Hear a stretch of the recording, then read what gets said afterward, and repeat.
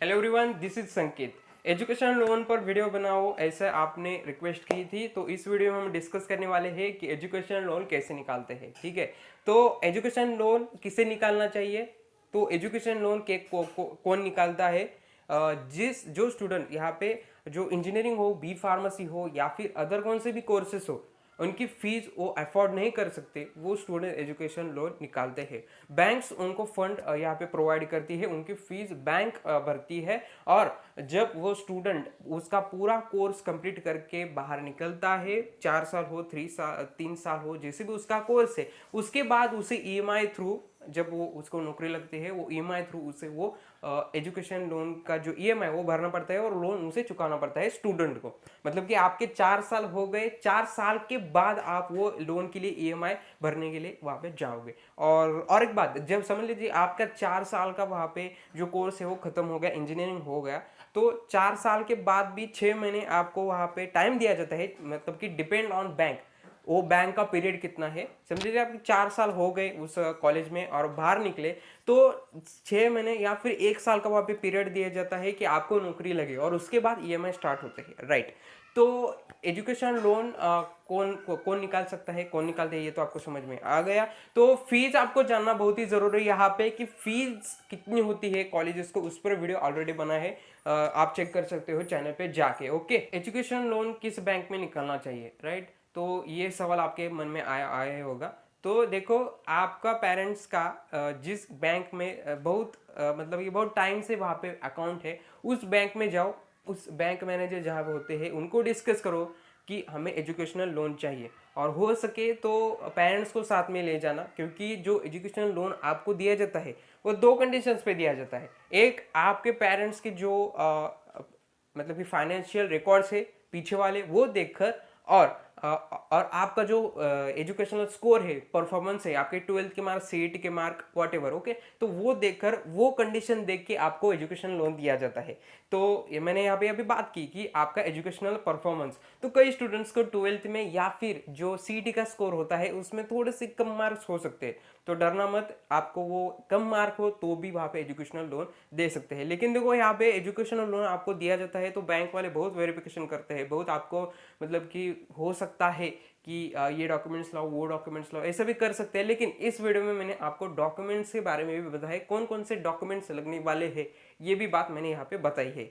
मैंने अभी एक यहाँ पे बात की कि financial records of your parents, okay, तो कुछ तो वो सिबिल स्कोर कुछ तो होता है, वो बैंक वाले चेक करते हैं। ओके, तो आप तो अभी कुछ फाइनेंशियल मतलब कि आप तो कमाते नहीं हो, स्टूडेंट हो आप, तो आपके फाइनेंशियल रिकॉर्ड्स क्या देखेंगे, तो आपके पेरेंट्स के ओर से ही आपको वहाँ पे एजुकेशनल लोन दिया जाता है। मतलब कि लोन लेना इतना कुछ आसान बात नहीं है, पैसे देते हैं आपको, वो फंड्स देते हैं। ओके, तो जो पेरेंट्स का वहाँ पे फाइनेंशियल रिकॉर्ड्स है वो वहाँ पे देखा जाता है। और एक बात, यहाँ पे पैन कार्ड लगने वाला है आपका और आपके पेरेंट्स का। आपके पेरेंट्स का तो का होगा ही, आपका भी पैन कार्ड वहाँ पे लगने वाला है।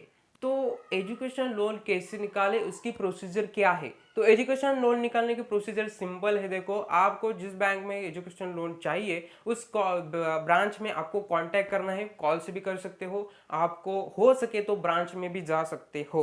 तो उसे वहां पे जाके आपको डिस्कस करना पड़ेगा। ऐसे ही नहीं गए, हम गए और एक दिन में एजुकेशन लोन आपको मिल गया, उसकी प्रोसेस होती है, वहां पे जाना है। हो सके तो बैंक मैनेजर जो होते हैं उनको जाके मिलो, इधर उधर बाहर जो होते हैं उनको मत मिलो, वो आपको मतलब वो भी बता सकते हैं, वैसा कुछ नहीं है।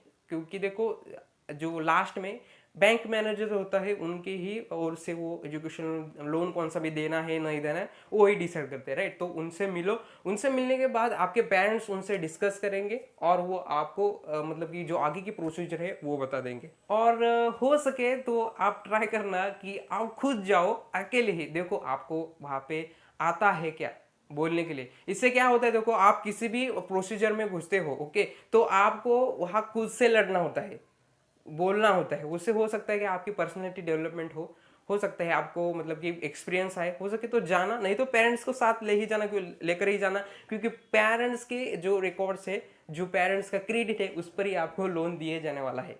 तो जो एजुकेशन लोन की प्रोसेस होती है ना, वो कई बैंक्स में पूरी तरीके से ऑनलाइन होती है। आपको वो सबसे पहले बोलेंगे कि ये जो ऑनलाइन फॉर्म है वो भर के लाओ और हमारे यहाँ सबमिट करो। उसके बाद वो फॉर्म ऊपर वाले ब्रांच में जाएगा और ऊपर वाले ब्रांच में वो सक्सेसफुल होगा। उसके बाद आपको पता चलेगा कि यहाँ पे आपका जो लोन है वो सैंक्शन हो गया है या फिर नहीं। और कई ऐसे ब्रांचेस होते हैं, मतलब सॉरी बैंक्स होते हैं कि जो ऑफलाइन फॉर्म यहाँ पे आपसे भरवा कर लेते हैं और उस ऑफलाइन फॉर्म से ही सारा कुछ वो खुद ही ऑनलाइन कर देते हैं। तो इसलिए मैं बार बार यहाँ पे वर्ड यूज कर रहा हूँ, डिपेंड्स ऑन बैंक। ओके, तो डिपेंड्स ऑन बैंक का बात करते हैं, मुझे याद आया कि नेशनलाइज बैंक में ट्राई करना, आपको एजुकेशन निकालना है। तो ठीक है, देखो यहाँ पे हम देखने वाले हैं अब कि डॉक्यूमेंट्स कौन से लगने वाले हैं। अभी के आप मतलब कि अभी आपको पता चला कि डॉक्यूमेंट्स कौन से और क्या क्या लगने वाले हैं, तो आप रेडी रह सकते हो। जो होता है ना, ये डॉक्यूमेंट्स लाओ, वो डॉक्यूमेंट्स लाओ, घर जाओ फिर से बैंक में आओ, घर जाओ फिर से बैंक में आओ, ऐसा नहीं होगा। तो डॉक्यूमेंट्स की लिस्ट जो है डिस्क्रिप्शन बॉक्स में दे रहा हूँ। ओके, तो देखते हैं सबसे पहले आपको क्या यहाँ पे जरूरत है। प्रूफ ऑफ आइडेंटिटी मिल जाएगा, आधार कार्ड, पैन कार्ड, जो वो बैंक मांगते हैं वो दे देना। प्रूफ ऑफ एड्रेस बहुत सारे है, लाइट बिल है, रेशन कार्ड होता है। उसके बाद देखो आधार कार्ड भी प्रूफ ऑफ एड्रेस हो जाता है, पैन कार्ड भी चल जाता है। पैन कार्ड लगने वाला है, मैंने अभी बताया था आपको, आपका और आपके पेरेंट्स का। प्रूफ ऑफ पेरेंटल इनकम, आपके जो पेरेंट्स है उनका यहाँ पे इनकम सोर्स का मतलब कि सर्टिफिकेट लगने वाला है। हम जो निकालते हैं ना इनकम सर्टिफिकेट माही सेवा केंद्र में, वो नहीं यहाँ पे चलेगा। वो शायद आपको जो फॉर्म 16 रहते हैं या फिर जो इनकम टैक्स रिटर्न्स के जो रहते हैं डॉक्यूमेंट्स, वो यहाँ पे वो आपको मांग सकते हैं। तो डिपेंड्स ऑन बैंक कि वो कौन से डॉक्यूमेंट्स आपको पूछ रहे, राइट। ओके, तो देखो इनकम प्रूफ में यहाँ पे क्या आपको आप दे सकते हैं उनके लिए। Last 2 years ITR, income tax returns. Form 16 भी चलता है। फॉर्म 16 क्या होता है, आपके पेरेंट्स जिस कंपनी में काम करते हैं वो कंपनी क्या करती है, फॉर्म 16 देती है, ठीक है। लास्ट 3 मंथ्स सैलरी स्लिप, आपके जो पेरेंट्स है उनकी लास्ट 3 मंथ्स की सैलरी स्लिप, मतलब कि जो बैंक स्टेटमेंट होता है ना वो भी चल सकता है। और लास्ट 6 मंथ बैंक स्टेटमेंट, ये बैंक से मिलेगा, वो दे देंगे आपको, मतलब कि 6 मंथ्स में कितने आपके ट्रांजेक्शन हुए हैं उसका एक स्टेटमेंट होता है, वो बैंक में मिल जाएगा। फॉर नॉन सैलरीड क्लास, जो सैलरीड नहीं मिलती उनके लिए, मतलब ये उनका कुछ तो बिजनेस है, उनके लिए last 2 years ITR, income tax return और audited balance sheet. Okay, last audited sheet मतलब आपकी बिजनेस कंपनी है, प्राइवेट कुछ भी हो, उसका जो ऑडिट होता है उसकी जो क्या होता है शीट, वो balance sheet. Last 12 months bank statement. Okay, तो यहाँ पे 2 सेक्शन है देखो, जिनका बिजनेस है उनके लिए और जिनके जो सैलरीड है, काम नौकरी करते हैं उनके लिए। नेक्स्ट देखेंगे जो एग्रीकल्चर में है, सैलरी भी नहीं करते, बिजनेस भी नहीं करते, लेकिन ऐसा कुछ तो है लाइक एग्रीकल्चर, तो उनको क्या चलेगा यहाँ पे, इनकम टैक्स रिटर्न्स या फिर नहीं, इनकम टैक्स रिटर्न्स नहीं चाहिए उनको, इनकम सर्टिफिकेट चाहिए जो कि तहसीलदार या फिर जो मंडल रेवेन्यू ऑफिसर होता है उनके पास है, मतलब कि हम जो एडमिशन के लिए देते हैं ना इनकम सर्टिफिकेट, वो चल सकता है। और यहाँ पे देखो मैं एक बात बताना चाहूँगा, मैं एक रेफरेंस दे रहा हूँ कि कौन कौन से डॉक्यूमेंट्स लगने वाले हैं। आप शायद आप जिस बैंक में जा रहा हो वहाँ पर अलग से डॉक्यूमेंट्स आपको पूछे जा सकते हैं, लेकिन नॉर्मल एवरेज यही डॉक्यूमेंट्स आपको पूछने वाले हैं, राइट। मैं डॉक्यूमेंट्स आपको एक्सप्लेन कर रहा हूँ, लेकिन सिर्फ पढ़ नहीं रहा। Okay, documents related to propose educational loan, right. Proof of admission to professional, ये देखो इंपॉर्टेंट बात है, जिसने ये वीडियो स्किप किया था ना उसको फायदा नहीं होने वाला, जो यहाँ पे देख रहा है उसको फायदा होने वाला है। ओके, तो यहाँ पे जो पहला डॉक्यूमेंट है वो है प्रूफ ऑफ एडमिशन, या फिर हम कह सकते हैं आपका जो CET का स्कोर है वो यहाँ पे चल सकता है, या फिर आपका जो 12th का मार्कशीट है वो भी यहाँ पे चल सकता है।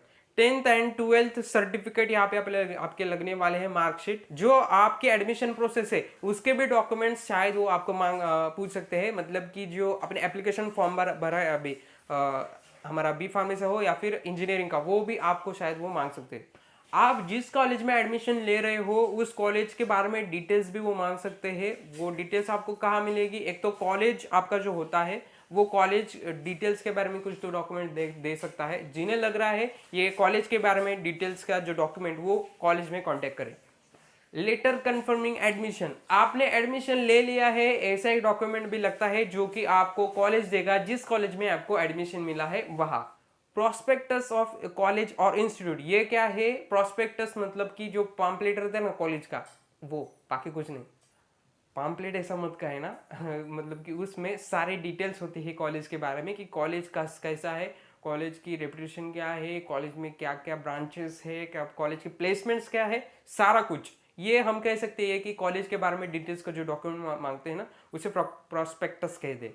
और सबसे important document, fee structure of your course. Fee structure का जो डॉक्यूमेंट है, एक कागज होता है कि जिस पर आपका जो पूरे 4 साल का 3 साल का वट एवर आपका कोर्स है, उसका पूरा फी का जो स्ट्रक्चर है वहाँ पे लिखा होता है, और उसी के ऊपर आपको बैंक एजुकेशनल लोन देती है। अब ये फी स्ट्रक्चर का डॉक्यूमेंट कहाँ मिलेगा आपको? फी स्ट्रक्चर वो आपको, आप जिस कॉलेज में एडमिशन ले रहे हो वहाँ पर ही मिलेगा। उस पर जो कॉलेज के जो कुछ ऑफिसर्स है उनकी वहाँ पे सील और मतलब कि सिक्का और सिग्नेचर होती है, वो इम्पोर्टेंट डॉक्यूमेंट है फीस स्ट्रक्चर।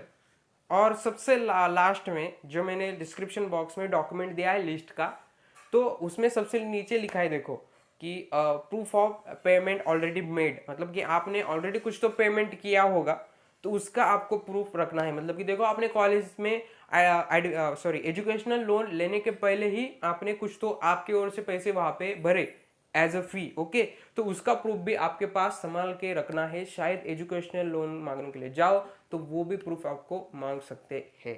तो कईयों को यहाँ पे डाउट आ गया होगा कि हम एडमिशन लेने के पहले भी एजुकेशनल लोन निकाल सकते हैं या फिर नहीं, क्योंकि यहाँ पे ऐसे डॉक्यूमेंट्स कुछ है जो कि एडमिशन लेने के बाद ही आपको मिलने वाले हैं। तो फिर से मैं यही कहूँगा, डिपेंड्स ऑन बैंक, क्योंकि कई बैंक ऐसे होते हैं कि एडमिशन होने के पहले ही आपको एजुकेशन लोन देते हैं, और कई बैंक्स ऐसे होते हैं कि एडमिशन होने के बाद ही आपको एजुकेशनल लोन देती है।